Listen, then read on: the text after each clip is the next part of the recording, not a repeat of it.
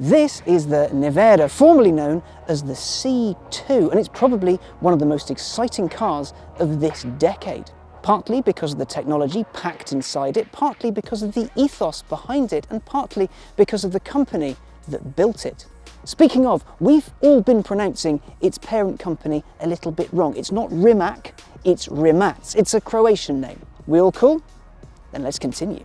It's a hypercar, so it would be somewhat rude not to start with the big numbers. The fully electric Nevera comes with a 1,914 horsepower, 1,696 pound-foot electric motor. Rimac says that the full production car will get from 0 to 62 in under 2 seconds, 0 to 100 in a shade over 4, 0 to 186 in 11.6 seconds, and up to 258 miles an hour, which is fast. As it stands, the car is 90 to 95% finished, so 0 to 62 in this car takes a little over 2 seconds, and it's limited to a glacial 186 miles an hour. It's all subject to tyre testing. Rimac says the Nevera boasts a 340-mile range and that it can get from 20 to 80% of a full charge in just 18 minutes. If you think about it, 80% of 340-ish miles is 270 miles, give or take, right?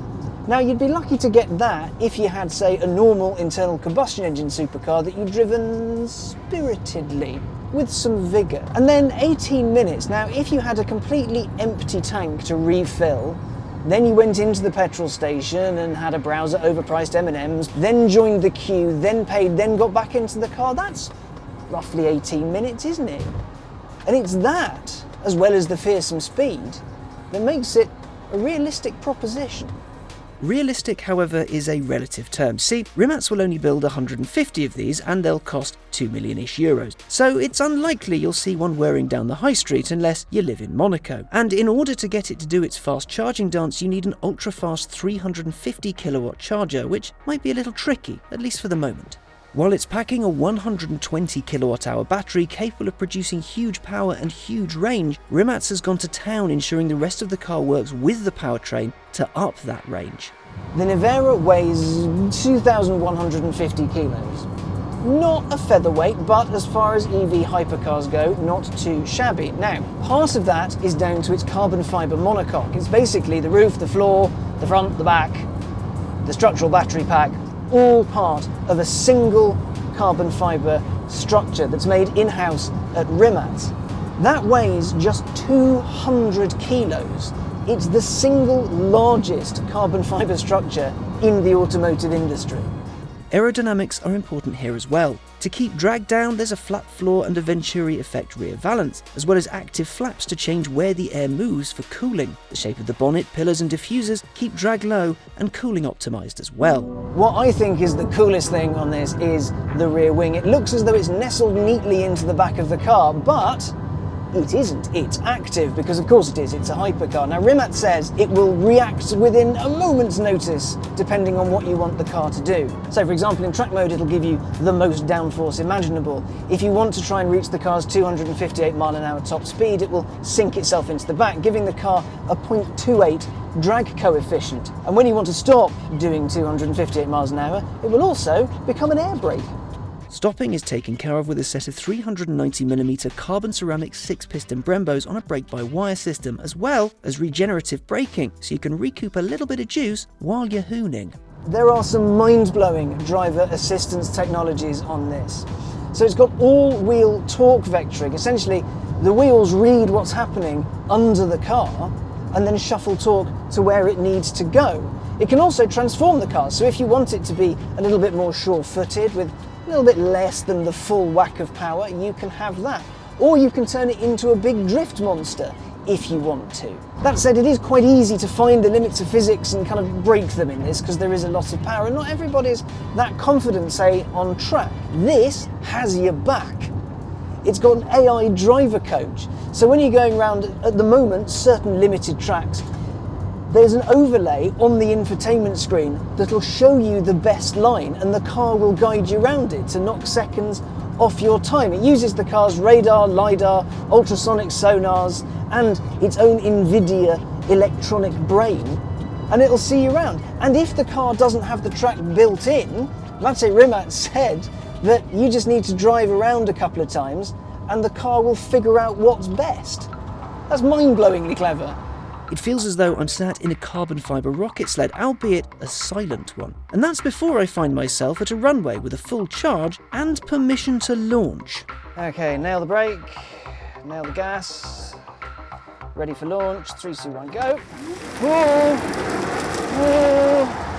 Wow, this is unreal, absolutely unreal. I can't believe that's 260 kph. That's a quarter mile in less than 9 seconds, and it just blows your mind. I'm having difficulty breathing. That was fast. So I've been lucky enough to drive some pretty fast stuff. That can all suck it. That feels instantly archaic. I'm genuinely blown away. It took my breath away. I was struggling for breath because it was so intense. I've never, ever experienced anything like this in my life. That's unreal. Good God. I want to do that all day. And we're on a damp track as well. I was violated by physics. I'm okay with that. Yeah. It's unreal. It's absolutely unreal. With the bit someone will surely turn into a GIF out of the way, here's what it's like on the road. The cabin itself, there's loads of room. It does feel quite wide as a result, but you've got all the big numbers there to show off to your passenger, I guess. There's even a set of cup holders that have been speed rated. Now, Rimac says this is more of a GT, hence the emphasis on comfort. And it is quite comfy. At the moment, we're in a pre-prod car, so it is a little bit noisy. There's a few noises creeping in that maybe shouldn't be. But you do get a really nice electric swell, which a lot of people are going to be like, oh, it doesn't sound like a V8. No, it doesn't. But as hopefully I proved on the runway, it doesn't behave like a V8 either. On the looks front, it is a very pretty thing, but it's not very jaw-dropping. It's not going to stop the world. Now, Matteo Rimac said that is deliberate. He wanted to build something timeless. Didn't want to build something offensive that will go out of style. And he's managed that. There are, as you'd expect, lots of different modes to choose from. You can have sport, cruise, track, drift, range for when you really want to go a long distance, custom 1 and custom 2. Now, custom 1 and custom 2, you can change pretty much anything you want about the car. You can shift the power balance to coming out the front, or you can change how heavy the steering is, how the brake regen is. There are options to play with. Either way though, no matter what mode you're in, if you give it a little squirt, it goes! Wow! It's that instant torque, you just have it straight off the bat.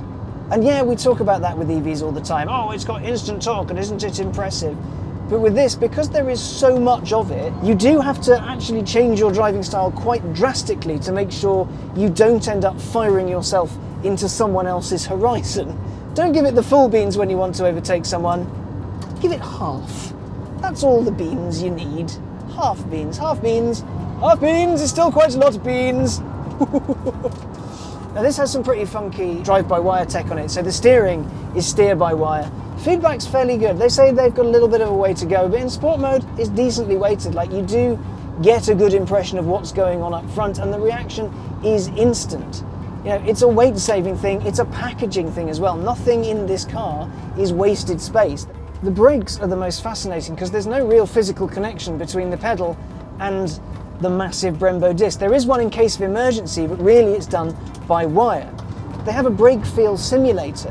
What Rimac wants to do is it wants to make the car feel like it's braking normally, whether it's using brake regen or not. Rimac says that it's not 100% happy with how it feels, and there is a little bit of a dead spot as it stands, but this car is amazingly heavy. The Nevera is so heavy. You do feel the weight, you feel the car pitch forward just a little bit. That's no bad thing, it's something that can't be overcome. This has an enormous battery that's been designed to give this car enormous power. But it feels like a proper supercar. And it's going to be something that needs to change a few mindsets as well, because it has one gear and you have to charge it and this and that, but it's going to win every single game of Top Trumps. It's faster than a McLaren F1, it's quicker to 62 than a Veyron, it's more expensive than everything else. The only thing you do miss is some of that aural, you know, the treats that comes along with it, the cues that come with, say, a V8. So you don't really know that you're doing a silly speed. You don't really know that you're perhaps going rather briskly. But at the same time, it doesn't spur you on to drive like a moron. You just go with the flow. So it's actually quite relaxing to do an enormous amount of speed. It can't offer some of the rawness. But the internal combustion engine, if you want performance pound for pound, you can't have that elsewhere. This is a staggering technical achievement. The game has changed. The Nevera's numbers may seem intimidating, and its price tag too, but you actually have to stop and think about what this really, really is. This is a working proof of concept. Rimac will tell you, yeah, we'll develop you an awesome EV. Here's the one we made. This is a 200-mile-an-hour shop front. There are a bundle of electric hypercars coming. Lotus, Tesla, Pininfarina, plenty more, and they're all in the wings ready to go. They provide the wealthy with a new, quiet way to get around and provide a marvellous showpiece. What lots of people will ask is, can an EV hypercar provide anywhere close to the thrill of a traditional car? Can others crack it? And has Rimac managed it? Mate Rimac's first car, the Concept 1, blew people's minds, but it was a limited vehicle. There weren't that many of them. The Concept 2, the Nevera, this is a real car that real people can buy. And it is mind-blowing, the achievement that this is. It handles beautifully. The power delivery is obviously mad. It literally took my breath away. Anyone from here on out who says EVs aren't exciting is wrong. I will argue with you and I will win. This is an experience. This is an experience up there with the best I've ever had in a car. Stunning.